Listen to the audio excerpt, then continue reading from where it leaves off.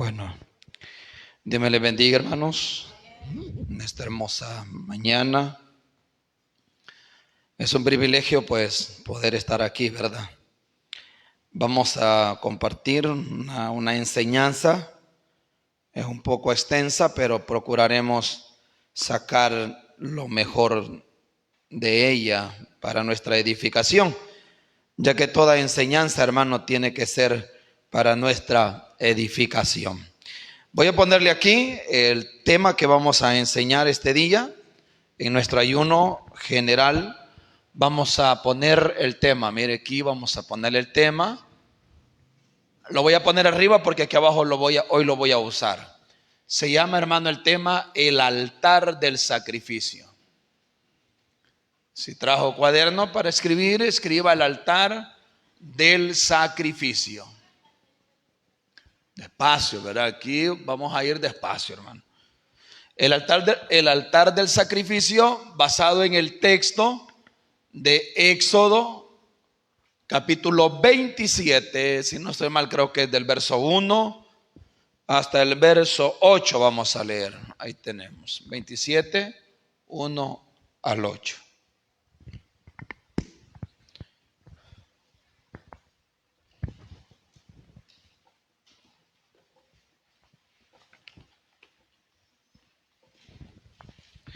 Vamos, como le digo, vamos a dar inicio, hermano, al altar del sacrificio, a ese estudio. Vamos a ver qué enseñanzas prácticas podemos sacar para nuestra vida. Del capítulo 27 de Éxodo hasta verso 1. Vamos a ver qué enseñanzas, hermanos, podemos sacar para nuestra vida. ¿Qué aprendemos, verdad, del altar del sacrificio? Y ya lo vamos a explicarlo un poco detallado. Vamos a ir despacio, como siempre les he dicho, no tenemos que correr con la enseñanza. Con la enseñanza, hermano, no se corre. Bueno, con la Biblia no hay que correr.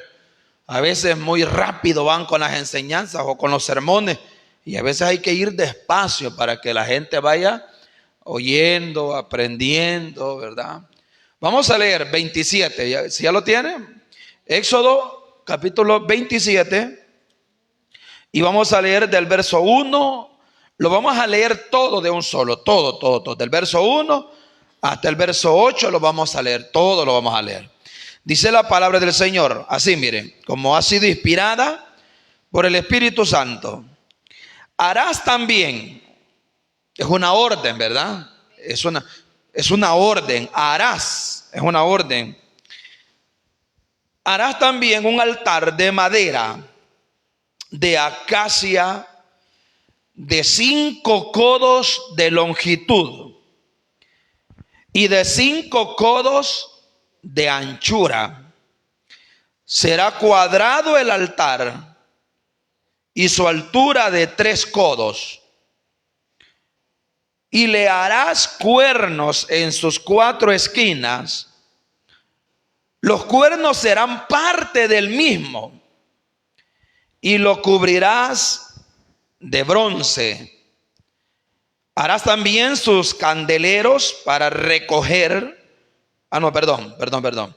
Harás también sus calderos para recoger la ceniza y sus paletas, sus tazones, sus garfios y sus braseros. Harás todos sus utensilios de bronce y le harás un enrejado de bronce de obra de rejilla, y sobre la rejilla harás 4 anillos de bronce a sus 4 esquinas, y la pondrás dentro del cerco del altar abajo. Y llegará la rejilla hasta la mitad del altar. Harás también varas para el altar, varas de madera de acacia, las cuales cubrirás de bronce. Y las varas se meterán por los anillos, y estarán aquellas varas a ambos lados del altar cuando sea llevado. Lo harás hueco de tablas de la madera que te fue mostrado en el monte, así lo harás. Puedes sentarse, gracias.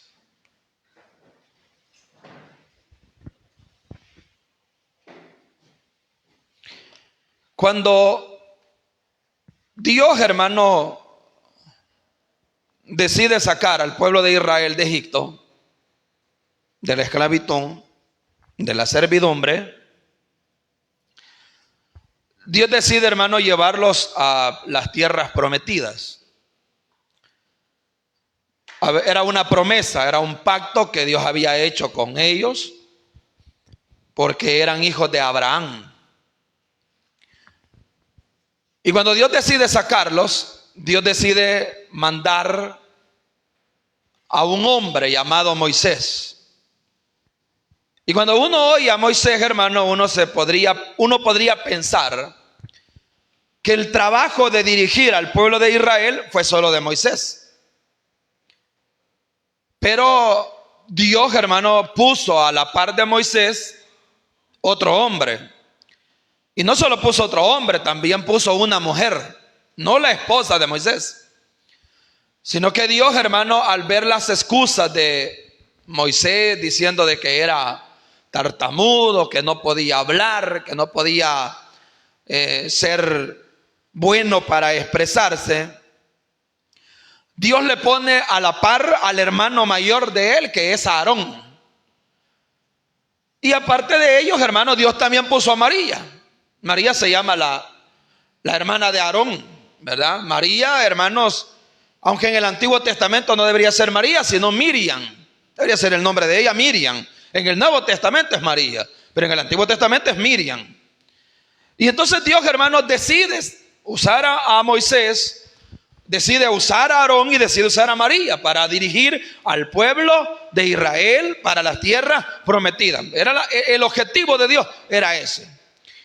Y los objetivos de Dios se cumplen, hermanos amados. O sea, miren, cuando Dios ha determinado algo, cuando Dios determina hacer algo con el pueblo, nadie lo puede detener, sea quien sea, hermano. Sea los demonios, personas, enemigos de la obra, sea el mismísimo diablo, no puede detener la obra del Señor. A veces la gente cree, hermano, que la obra de Dios se puede detener. No, la obra de Dios nadie la puede detener. Si Dios tiene un propósito con cada uno de nosotros, ese propósito se va a cumplir tarde o temprano. Dios lo va a llegar a hacer en nosotros. Entonces Dios, hermano, tenía como propósito llevar a Israel a las tierras prometidas. Ese era el propósito de Dios, llevarlo a las tierras prometidas. Pero antes de entrar a las tierras prometidas, Israel tenía, hermano, que pasar un proceso que la Biblia lo registra de 40 años. O sea, no eran 40 meses, 40 días, eran 40 años el proceso. En ese proceso duro, en ese proceso doloroso para muchos, muerte para otros, juicios para otros, porque quiere que le diga algo, hermano, Dios va a apartar a aquellos que sirven de estorbo en la obra de Dios. O sea, eso de que la gente cree que todo el tiempo puede hacer y deshacer con la obra de Dios, que pueden hacer y deshacer con la iglesia, eso es mentira. Tarde o temprano el Señor va a quitar a aquellos que en vez de ser de bendición son estorbos, porque eso hizo Dios con el pueblo de Israel. El pueblo de Israel salió una gente vieja, hermano, murmurón hasta más no poder. Murmuraban por comida, murmuraban por agua, murmuraban por el sol, murmuraban por Moisés, murmuraban por Aarón, murmuraban por María, murmuraban por todo. Si no había agua, murmuraban. Si no había comida, murmuraban. Y entonces Dios dijo un día, hermano, no, yo los voy a matar a todos. Bueno, de primero los quiso matar a todos. De un solo, a toditos, a todos los iba a matar.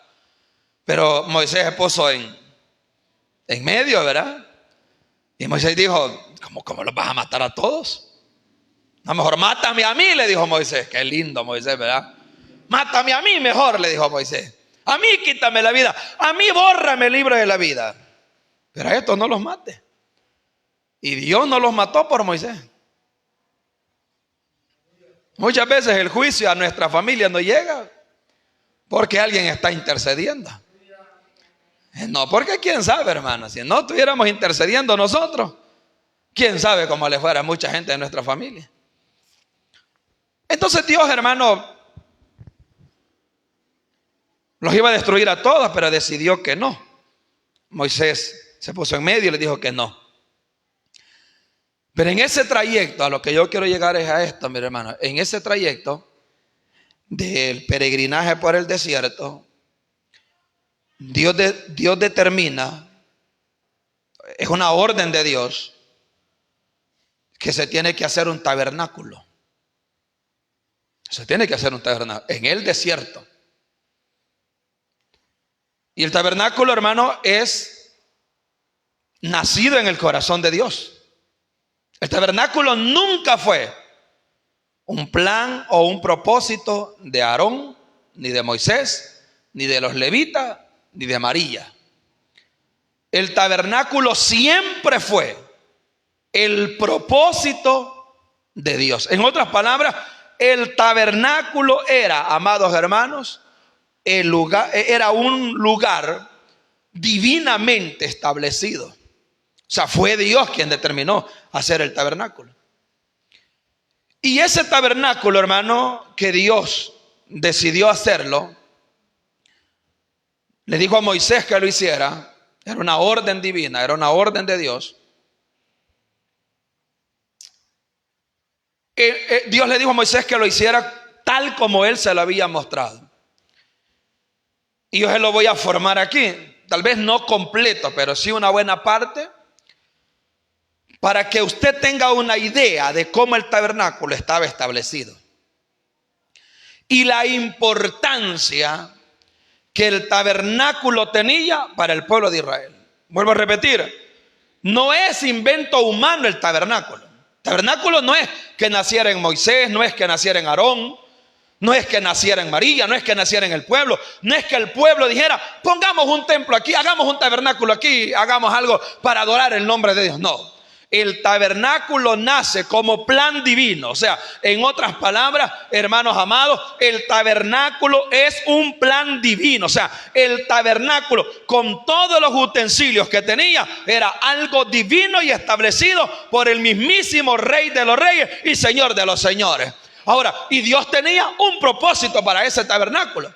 Y si usted quiere leer ese propósito, yo le doy el verso bíblico. Éxodo capítulo 25. Verso 8, alguien que me ayude con la Biblia. El propósito del tabernáculo está en Éxodo capítulo 25, el verso 8. Dice así, Ronaldo. Oiga, ¿qué les dijo el Señor que iban a hacer, hermano? Un santuario, un tabernáculo. ¿Para qué iban a hacer el tabernáculo? Oh, aleluya. ¿Para qué era el tabernáculo, hermano? ¿Para qué? Para habitar en medio de ellos. O sea que el tabernáculo servía como morada. ¿De quién era morada el tabernáculo, hermano? ¿De quién era morada? De Jehová de los ejércitos. Por eso Dios decidió hacer el tabernáculo. Por eso usted no debe dudar de la presencia de Dios, porque nosotros somos el templo y morada del Espíritu Santo. ¿Usted cree que la presencia de Dios está en este lugar? El fuego de Dios está aquí con nosotros, amados hermanos. Esto quería decir, hermanos, que el tabernáculo era el lugar donde la Shekinah de Dios descendía sobre el pueblo de Israel. Cuando ellos, miren hermanos, cuando ellos crearon el tabernáculo, cuando ellos hicieron el tabernáculo, hermano, cuando Moisés hizo el tabernáculo, dice la Biblia que la gloria de Jehová descendía. Y cuando la gloria de Jehová descendía, ese lugar nadie se podía mover, porque la presencia de Dios estaba con ellos. No, hombre, qué hermoso eso, ¿verdad, hermano? Qué hermoso es contar con la presencia de Dios en nuestra vida, con el fuego de Dios en nuestra vida. Ahora, ese lugar, como le digo, yo se lo voy a hacer aquí. Y para los que están escribiendo, es importante que pongan esto. El tabernáculo era un lugar trino, porque Dios es trino. Padre, Hijo, ¿y quién más? Y Espíritu Santo. El tabernáculo era un lugar trino. Esto quiere decir que tiene tres partes importantes. ¿Estamos? Y cada parte, póngale ahí, y cada parte contenía los muebles que Dios había dicho que se tenían que hacer. El tabernáculo es un lugar trino. Y oiga esto, y contenía, cada parte importante contenía los muebles que Dios había dicho que se tenía que hacer. Voy a hacérselo aquí. Voy a usar la pizarra para que usted vea cómo era el tabernáculo. Un día lo vamos a mandar a hacer completo, así, a colores, y lo vamos a poner en alguna parte para que usted vea cómo era el tabernáculo de precioso. ¿Para qué servía el tabernáculo, hermano? ¿Para qué? Para que la presencia de ¿quién? De Jehová morara en ese lugar. Ya va a ver. ¿Cuántas partes le dije que tenía el tabernáculo? 3 partes importantes. Así lo voy a hacer, pero hermanos, ustedes háganlo mejor que como lo he hecho yo aquí, ¿va? Estas son las 3 partes del tabernáculo. 3 partes.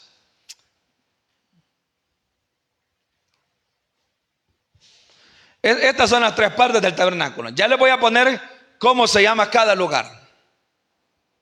No lo voy a hacer todo porque hay muchas cosas, hermanos, que no las voy a poder hacer por motivos de tiempo, porque quiero hablar del altar, no del tabernáculo. Pero quiero hablarle del tabernáculo, hermano, para que usted vea la importancia que tiene el altar dentro del tabernáculo. Por eso le quiero hacer el tabernáculo, porque vamos a hablar del altar del sacrificio. De ese les dije que íbamos a hablar, ¿verdad? Pero aquí dentro del tabernáculo habían más muebles. Pero yo le voy a hablar solamente del altar del sacrificio. Aquí tenemos, voy a comenzar de aquí. A esta parte de aquí, hermanos, a la parte número 3, se le llamaba el lugar santísimo. Mire, hay cosas santas, pero hay cosas santísimas.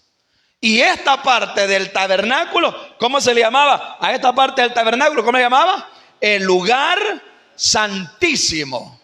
Vamos a ver, al segundo lugar se le llama, la segunda parte del tabernáculo se le llamaba lugar santo. Ahí vaya haciéndolo usted. Yo lo voy poniendo despacio. Mire, tenemos el lugar santísimo y tenemos el lugar santo. Pero luego, hermanos, al lugar que estaba al inicio se le llamaba los atrios. No se vaya a confundir, voy a hacer una aclaración. Usted en el Nuevo Testamento va a leer que hay un atrio que se le llama el atrio de los gentiles y el atrio de las mujeres. Eso en el tabernáculo no existía. Aquí en el tabernáculo los gentiles estaban excluidos. Aquí los gentiles no tienen nada que ver. Eso del tabernáculo, eso del templo, donde habían el atrio de los gentiles y el atrio de las mujeres, eso lo hizo Herodes. Él hizo eso, no lo hizo Dios. Solo hizo Herodes, que le puso el atrio de los gentiles, el atrio de las mujeres, para congraciarse con el pueblo. Pero originalmente en el tabernáculo, las únicas partes importantes eran estas. Usted ya sabe por qué la Iglesia de Dios Mundial trabajamos en bandas.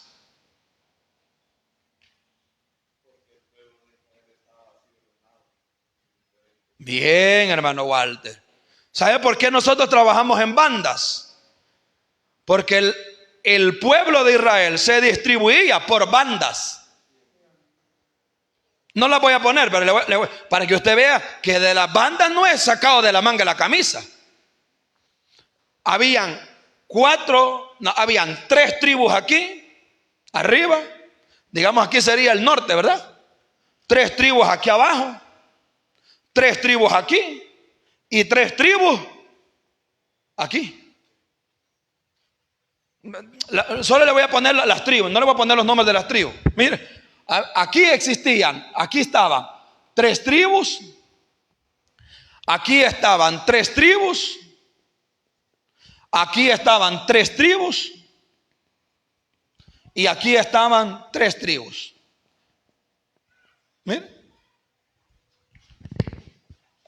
Así, usted ha oído que Israel marchaba en bandas. Así marchaban ellos. El tabernáculo en medio. 3 tribus al al norte. 3 tribus al sur. 3 tribus al oeste y 3 tribus al este. Porque Dios siempre ha sido un Dios ordenado. Todo estaba ordenado. Es que lo que pasa es, hermano, que cuando leemos la Biblia no le ponemos cuidado a todas esas cosas. Pero el pueblo de Israel así estaba. O sea que el centro de todo el pueblo de Israel era el tabernáculo. Ese era el centro de todo el pueblo de Israel. El tabernáculo era el centro de ellos.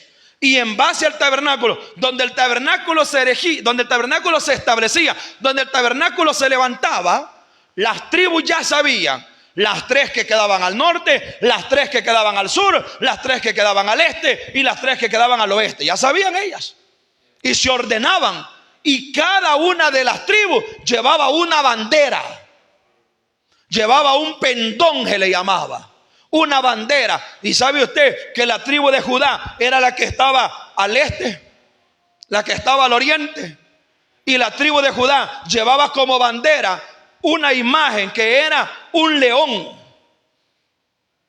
Ellos eran, hermanos, la tribu más grande que iba al frente del tabernáculo. Y llevaban una bandera y llevaban un león, haciendo alusión proféticamente al león de la tribu de Judá. ¿Y quién es el león de la tribu de Judá, amados hermanos? Es Cristo Jesús, que iba al frente de ellos.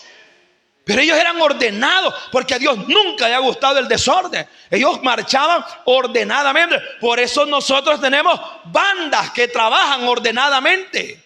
La banda misionera, la banda de escuela bíblica, la banda de las mujeres, la banda de los jóvenes, la banda de los ancianos. Y cada quien sabe su lugar, su propósito, su objetivo, el trabajo que Dios le ha mandado a realizar. Por eso tiene que haber orden. Aquí no es, hermano. ¿Y de quién es el culto? Fíjate que no sé de quién es el culto. A ver de quién es. No, aquí ya sabemos de quiénes son los cultos, ¿o no? Día martes, ¿quién trabaja el día martes? Ahí está.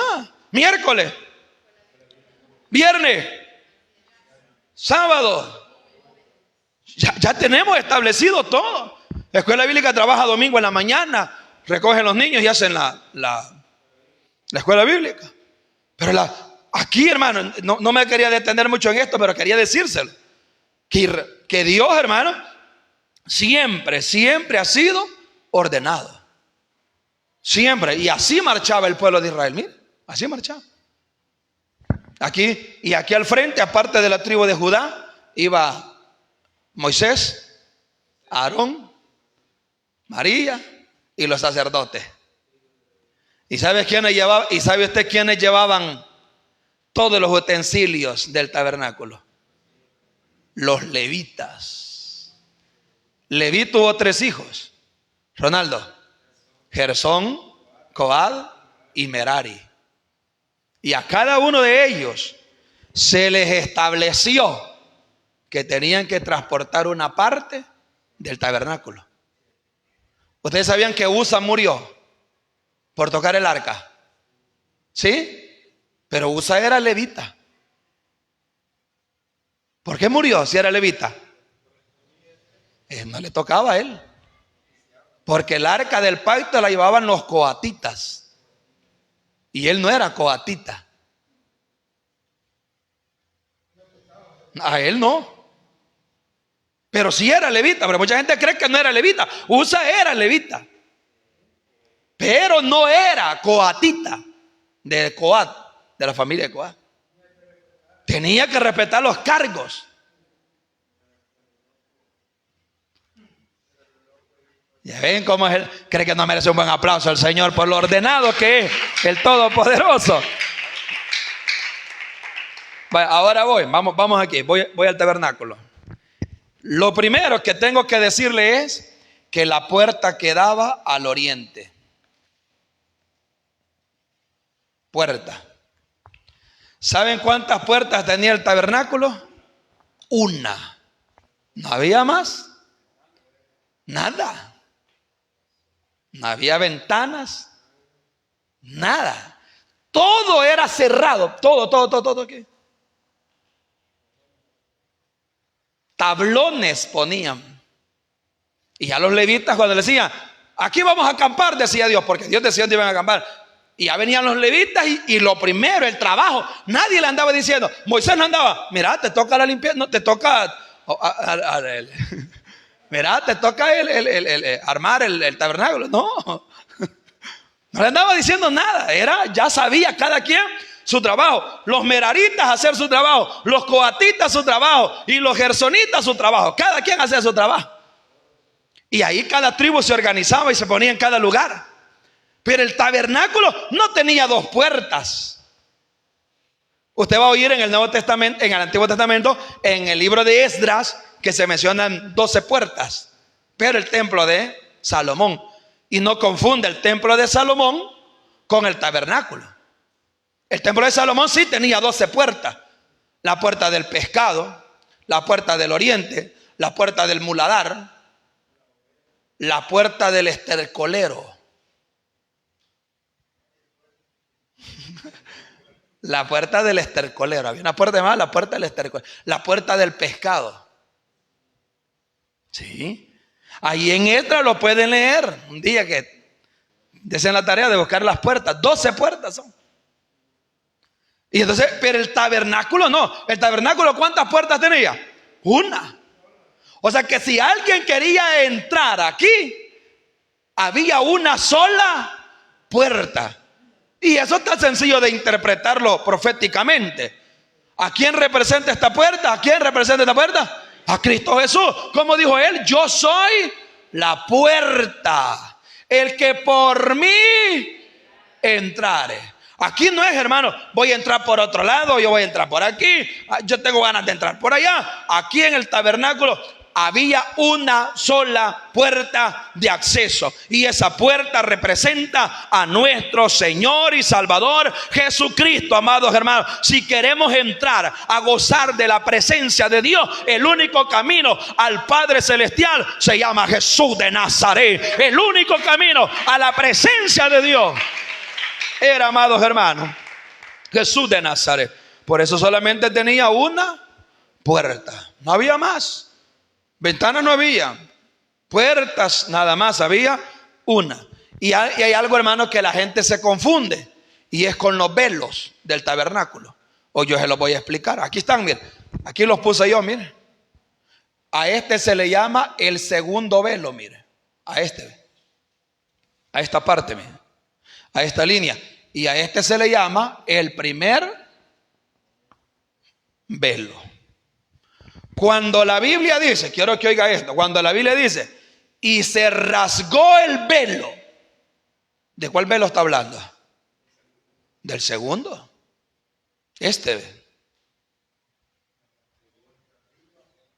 Se rajó de arriba hacia abajo, no de abajo hacia arriba.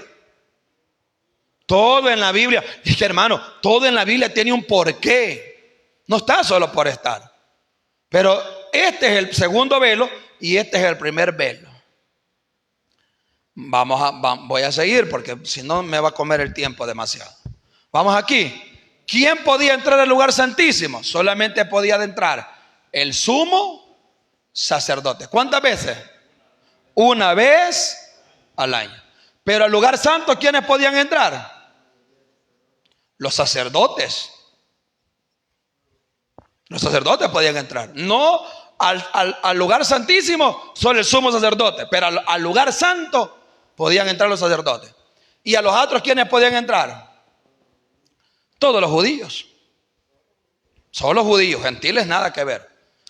Tú y yo estábamos destituidos. Sí. ¿Cómo? Todos, judíos, sacerdotes. No, hasta aquí, ellos llegaban hasta aquí. Los levitas no podían entrar aquí. Pero sacerdotes de la casa de Aarón. Es que todo eso, hermano, la gente confunde. Le voy a poner un ejemplo. Alguien podía ser, no todos los levitas eran sacerdotes, pero todo sacerdote tenía que ser levita. O sea, tenía que ser de la tribu de Leví. Pero para desempeñar el sacerdocio tenían que venir de la casa de Aarón. Si venía de otra casa, aunque sea levita, no podía ser sacerdote. Solo tenía que ser de la línea de Aarón. Entonces aquí entraban los levitas, pero aquí solo entraban los sacerdotes. No sé si les queda claro. No. O sea, no es que todos los levitas sean sacerdotes, no. Pero todo levita sí tenía la responsabilidad. No, todo sacerdote tiene que ser levita. No, perdón, tiene que ser, sí, todo sacerdote tiene que ser levita, pero no todo levita es sacerdote. Los de la casa de Aarón, nada más, no hay más. Los de la casa de Aarón eran los únicos que servían como sacerdotes. Entonces aquí, hermano, aquí podían entrar los judíos. Aquí ya se restringía el paso. Y aquí ya solo podían entrar sacerdotes. Y aquí ya se restringía más el paso, porque aquí ni los sacerdotes. Aquí quienes podían entrar al lugar santísimo, el sumo. Pero cuando Cristo vino, el velo se rasgó para darnos ¿qué? Paso libre para entrar a la presencia de Jehová de los ejércitos. Hoy podemos darle un buen aplauso al Señor. Hoy podemos entrar a la presencia de Jehová. Entonces, hermanos, solo tenía una puerta, debido a que la única manera de ir a la presencia de Dios, entrar a disfrutar en la gracia de Dios, solamente se puede entrar a través de la puerta que es Cristo Jesús. Bueno, pero no le he puesto aquí los lugares. Voy aquí. Lo primerito que encontraban aquí, lo voy a hacer así, aunque el texto dice que era cuadrado. Así dice, ¿verdad? Lo primerito que encontraba era el altar del sacrificio. Eso es lo primero que hay. O sea que después de la puerta, ¿qué hay? ¿Qué es lo primero que hay en el tabernáculo? El altar del sacrificio. Es lo primero que hay. Esto es lo primero que se encuentra, el altar del sacrificio. Ese era el orden que había. Pero luego, hermano, después del altar del sacrificio, en línea recta, estaba la fuente de bronce. Quiero que sea perspicaz usted en lo que voy a poner ahí, y quiero que descubra algo que Dios quiso plasmar en el tabernáculo. ¿Está listo? Vaya. Aquí tenemos, mire, el altar de bronce, el altar del sacrificio, la fuente de bronce.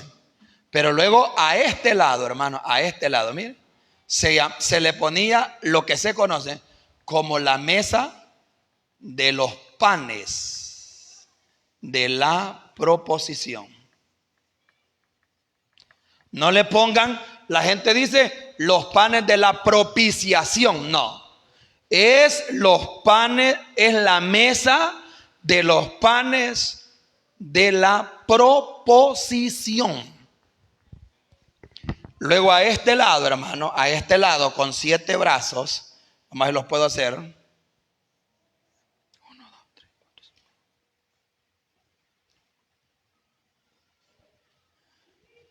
A este lado, aquí miren, con 7 brazos estaba el candelero, dicen uno, otros dicen el candelabro. Pero mejor le voy a dar el verdadero nombre de él, porque el verdadero nombre de este es la menorat. Es el verdadero nombre, menorat, que lo traducen como candelero o candelabro. Mire, ¿estamos? Y luego, hermano, aquí enfrente, aquí, mire, aquí. Ay, este no. Y luego, aquí enfrente, aquí, mire, aquí. ¿Qué estaba? Bárbaro, Ron, este muchacho es filudo. El altar del incienso. Y aquí, mire, aquí. ¿Qué estaba? El arca del pacto. Vaya, ahí ya tiene todo el tabernáculo, los 3 lugares, quiénes podían entrar a cada lugar y qué había en cada lugar. Vamos a repasarlo para que se los aprenda hoy. Bueno, le voy a dar chance para que los escriba.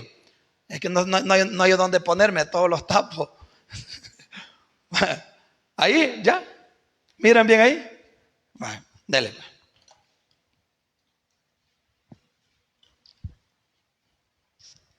Por eso hay que darle gracias a Dios que podemos entrar al lugar santísimo por la sangre de Cristo. Todo aquel que no ora es porque no quiere. Porque la manera de poder entrar al lugar santísimo es a través de Cristo Jesús y por medio de nuestra oración. ¿Y cada cuánto podemos entrar? ¿Cada año? No, ¿cada cuánto podemos entrar? Cada vez que nosotros tengamos necesidad para encontrar oportuno socorro. Mire, todo eso es bello, hermano. Todo eso es lindo, conocerlo. Ya va a ver lo importante que es el altar del sacrificio. Ojalá pueda tener el tiempo completo para dar el estudio completo. Y si no, pues algunas enseñanzas vamos a sacar del altar del sacrificio. Porque quería ponerle eso, hermano. Quería decirle de que este es el orden del tabernáculo. Ahora, ¿qué encuentra usted ahí plasmado? No implícitamente. No, implícitamente. ¿Cómo sería? Sí, implícitamente. El Dios ordenó. No vaya a creer que, oiga bien, no vaya a creer que Moisés o Aarón determinaron el orden. ¿Sabe quién determinó el orden? Dios. O sea, Dios fue el que dijo: primero me ponen el altar del sacrificio, luego me ponen la fuente de bronce, luego me ponen la mesa de los panes de la proposición, y abajo me van a poner el candelero, luego me van a poner el altar del incienso, y en el lugar santísimo me van a poner el arca del pacto. Ese orden, tal como usted lo tiene, fue establecido por Jehová de los ejércitos. Nada, es que mira, el tabernáculo no hay nada ahí que haya sido invento de Moisés o que Moisés lo haya querido modificar. El orden, materiales, dimensiones, cómo fue establecido, cuántas partes, todo lo decidió el Todopoderoso que se hiciera. ¿Qué descubre usted allí? Revise el orden, cómo está el orden de las cosas. Lo voy a poner yo, lo voy a poner yo. Mire, hermano.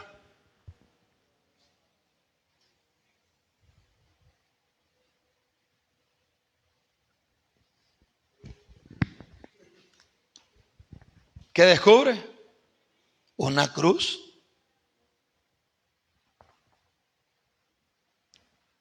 ¿Cree que no es lindo el Señor?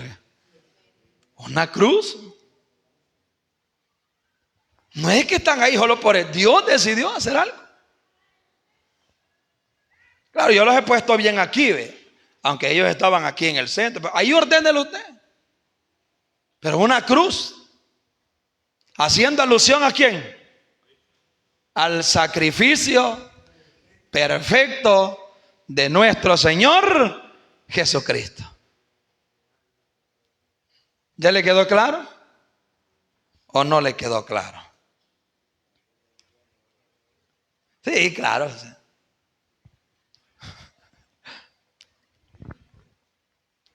Así es. Por eso usted ya hizo la cruz del discípulo. 9:23 de Lucas. Eso, dígalo, vamos a ver, dígalo. 9:23 de Lucas. Y decía a todos: si alguno quiere venir en pos de mí, niéguese a sí mismo, tome su cruz cada día y sígame. Porque él cargó su cruz, ¿o no? Y ya estaba profetizado en el tabernáculo la cruz de Cristo. Entonces, volviendo al altar del sacrificio, solo de este voy a hablar. No voy a hablar de la fuente, porque para llegar a la presencia, a la Shekinah, ¿a dónde se comienza, hermano? ¿A dónde se comienza? Para poder llegar aquí, la meta de todo cristiano es llegar ¿a dónde? Desde aquí comienza el recorrido de un hombre espiritual, de una mujer espiritual. Ahora, si usted quiere pasar aquí afuera, es problema suyo. Pero mi meta y su meta es estar aquí, porque ya hay acceso directo para entrar aquí a lo que se conoce como el lugar santísimo. Pero ¿a dónde tengo que comenzar? Aquí. Y nomás pasaban la puerta los judíos. Nomás los judíos entraban al tabernáculo. ¿Cuál era el primer mueble que encontraban ellos? ¿Cuál era? El altar ¿de qué? Del sacrificio. Se lo voy a volver a repetir. Nomás ellos pasaban la puerta, la única puerta, el único acceso que había para el tabernáculo. Lo primero que encontraban era el altar del sacrificio, amados hermanos. Era lo primero que encontraba, porque no se podía pasar más allá sin hacer un sacrificio delante de Dios. Lo primero es el sacrificio para poder gozar, para poder estar en la presencia de Dios, para poder gozar de la gracia, la misericordia y la bondad de Dios. Hay que pasar por el altar del sacrificio, amados hermanos. Es lo primero que hay.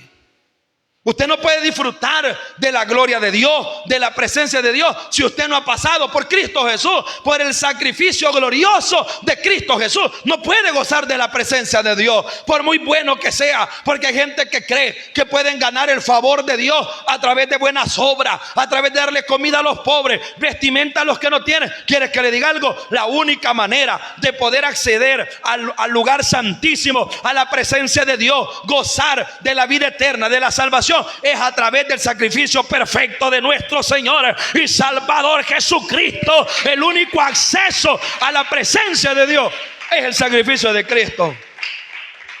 Muchos tratan de entrar con buenas obras. No, pero yo soy bueno, me dice la gente. ¿De qué sirve que sea bueno si va a ir a parar al infierno?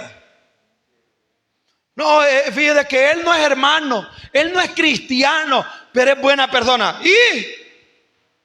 ¿Y de qué sirve? ¿Y de qué sirve? Mi hija se va a casar. No es hermano con el que se va a casar, pero es buen hombre. No, espéreme, lo primero es, ¿ya pasó por el altar del sacrificio? Lo primero que se encuentra en el tabernáculo es el altar del sacrificio. Lo primerito que hay. No hay más. Claro, después ellos pasaban a la fuente de bronce. Después al candelabro, luego a la mesa de los panes de la proposición, luego al altar del incienso y por último al lugar santísimo con el arca del pacto, donde se derramaba la chequiná de ¿quién? Aquí descendía la gloria de Dios. Aquí descendía.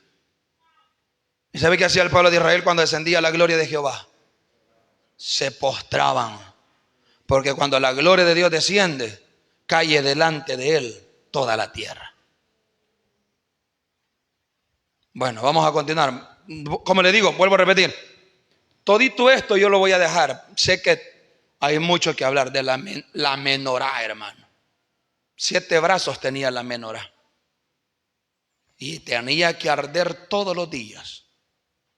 No se podía apagar el fuego. ¿Y sabe con qué lo encendían? Con aceite de olivos machacados. Y no se podía apagar nunca. Día a día. Día a día. Tenía que estar ese fuego, esa menorá encendida. No, ahí solo cuando estaba erigido el tabernáculo. Día con día. Ese fuego es presencia del Espíritu Santo. Día a día se tiene que encender. A mí me da tristeza algunos que vienen que son un solo tizón, que solo son humo, y vienen asomando como a los 15 días. Al mes vienen asomando. Y con lo que no les dura tanto, porque el aceite no dura mucho. Y cuando vienen aquí, vienen a quererse llenar de un sol, para luego volver a aparecer al mes. Quiera Dios que nos ayude a nosotros con el fuego encendido. Vaya. Punto número 1. Vamos a dejar las demás ahí.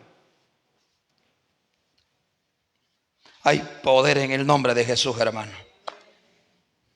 Cuando yo hablo de esto, hermano, ¿sabe por qué me dan ganas de llorar? Porque todito apuntaba a Cristo Jesús. El único por el que estamos aquí nosotros, hermano. Todo apuntaba a Él. Desde el tabernáculo, esa cruz. Número uno, punto número uno. Los nombres que se le daban al altar del sacrificio. Porque no solamente le daban el nombre del altar del sacrificio, no. Le daban otros. Yo se los voy a mencionar. Oh, el tiempo corre, hermano. Vamos. Los nombres del altar del sacrificio. Número uno, el altar de bronce. El altar de bronce. Ese es el primer nombre que se le daba. El altar de bronce. Por motivos de tiempo solo les voy a dar el versículo. Pero yo sé, como ustedes son estudiosos, en la casa los van a leer. El altar de bronce, así se le llamaba. Éxodo 39, 39. Y ahí lo lee en su casa. ¿Sabe por qué le llamaban el altar de bronce? Porque el único metal que tenía era bronce. No tenía oro, no tenía plata. El único metal que tenía era bronce. Todos los metales en la Biblia tienen un significado profético. Desde el oro, la plata, el bronce. Los colores tienen significado profético. Las telas tienen significado profético. La madera tiene significado profético. Todo tiene significado profético. Entonces, el único metal que tenía, y se lo voy a dar ya por si no logro llegar hasta esa parte, porque está más adelante. El bronce, proféticamente hablando, representa el juicio de Dios por el pecado.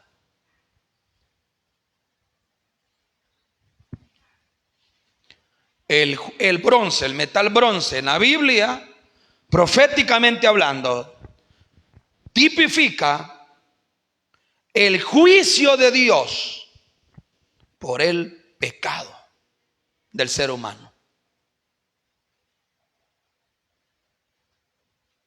Por eso el único metal que tenía el altar, ¿cuál era? ¿Cuál era el único metal?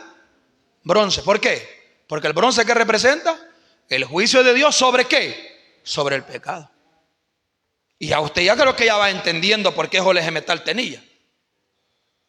Porque aquí, hermano, era el único lugar donde se sacrificaban los animales para perdón. El juicio de Dios caía ¿sobre quién?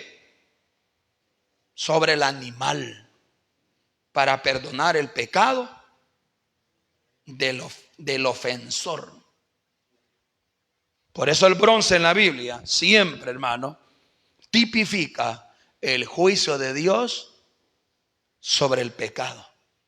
Por eso usted un día que lea Apocalipsis capítulo 1, si no estoy mal, creo que desde el verso 8 en adelante, o 9, no me recuerdo, 9 en adelante, usted va a ver que a Jesús dice que tiene pies como bronce bruñido. Ahora entiende por qué dice que tiene pies como, porque va a venir a hacer juicio por el pecado del ser humano. Ese es el primer nombre con el que se conoce el altar.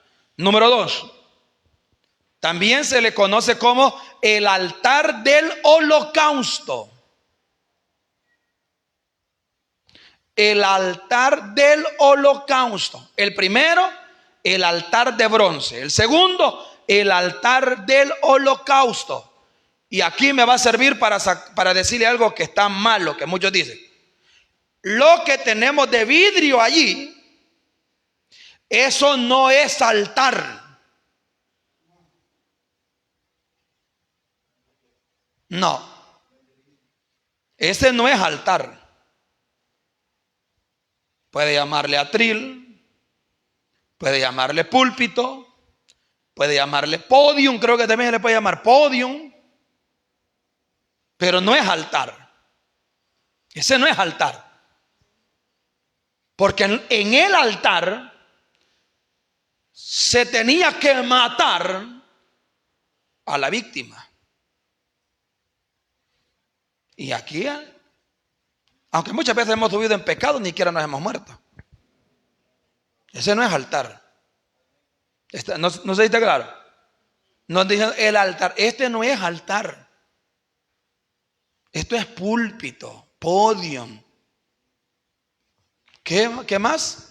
¿Cuál fue el otro que le dije? Podium, púlpito, atril. Eso es. La gente dice, venga al altar. No, ¿y cuál? Si aquí no tenemos altar. A menos que ya tenga el cordero listo por ahí, ¿verdad? Sí, es que eso ya no.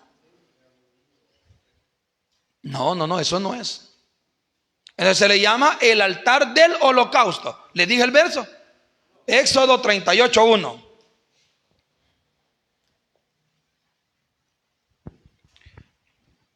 Y póngale ahí, en reconocimiento de una de sus funciones. Por eso se le llama el altar del holocausto, en reconocimiento de una de sus funciones. La ofrenda del holocausto ascendía a Dios desde ese lugar.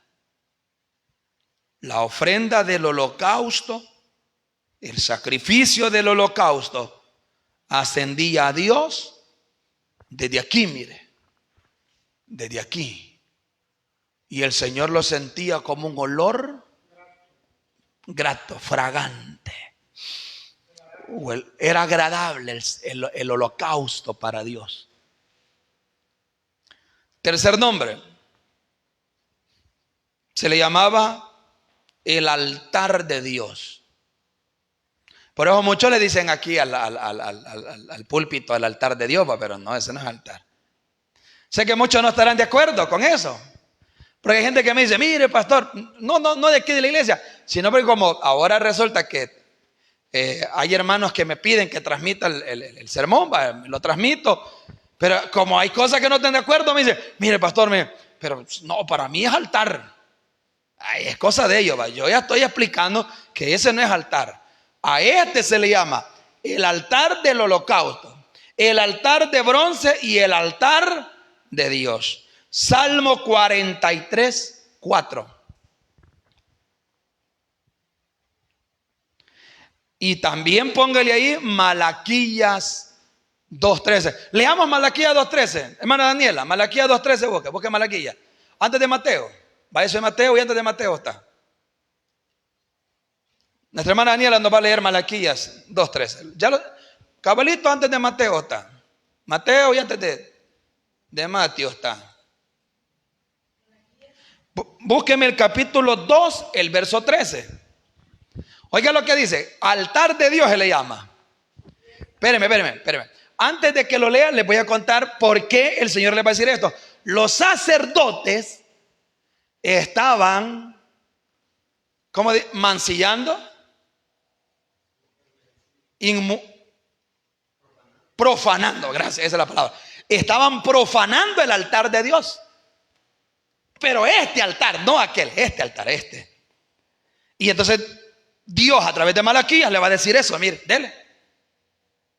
Y esta otra vez haréis cubrir el altar de Jehová de lágrimas y de llanto y de clamor, así que no miraréis más a la ofrenda para aceptarla con gusto de vuestra mano. Oiga, iban a llorar, lágrimas iban a derramar. ¿A dónde las iban a derramar?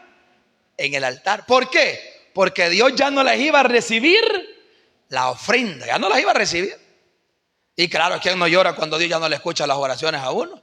¿Se acuerdan del pobre Saúl? Que cuando ya no le hablaba al Señor ni por orín, ni por profeta, ni por tomí, ni por nada, fueron de la bruja, dijo. Y salió para donde la bruja, por la esquina.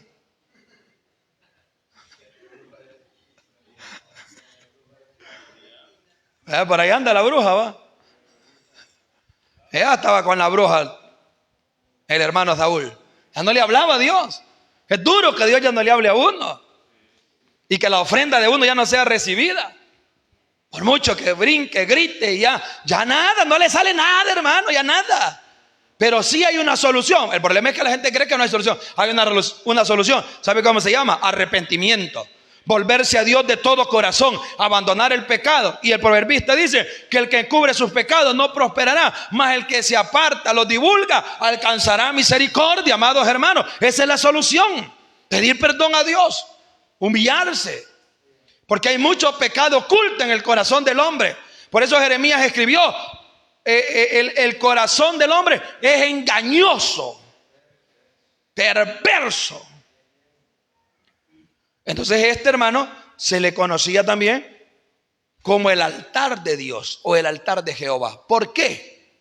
¿Por qué se le llamaba así? Porque no fue idea humana. Por eso se le llamaba el altar de Dios.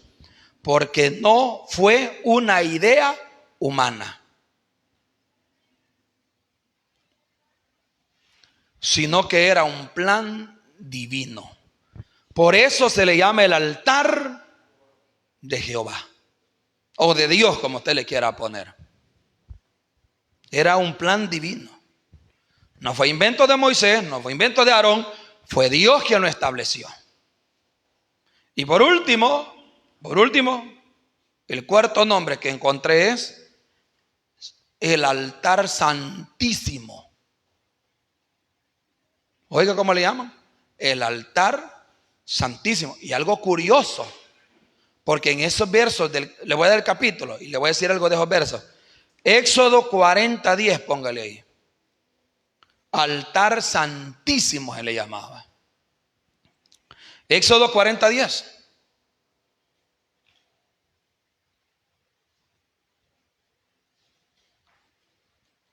Y cuando usted lea eso, bueno, si quiere leámoslo pues, leámoslo, vaya.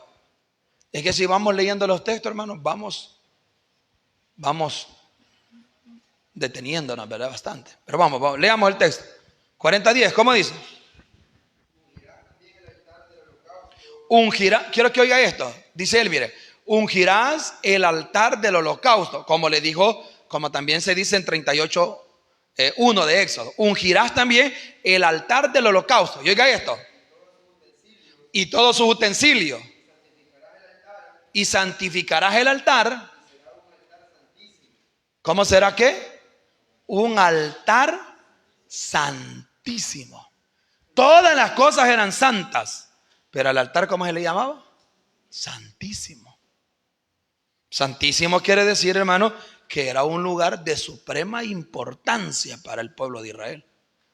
O sea, no era cualquier lugar, pues. Era un lugar más que santo. Era un lugar santísimo. Vamos a descansar. Vamos a orar. Padre, queremos darte gracias por este momento que hemos comenzado de tu enseñanza. Dirígenos, Señor. Danos mucha sabiduría para lo que sigue, Padre. Mi mente y mi corazón, ordénalos y prepara el terreno en los corazones de los hermanos. En el nombre de Jesús, amén y amén.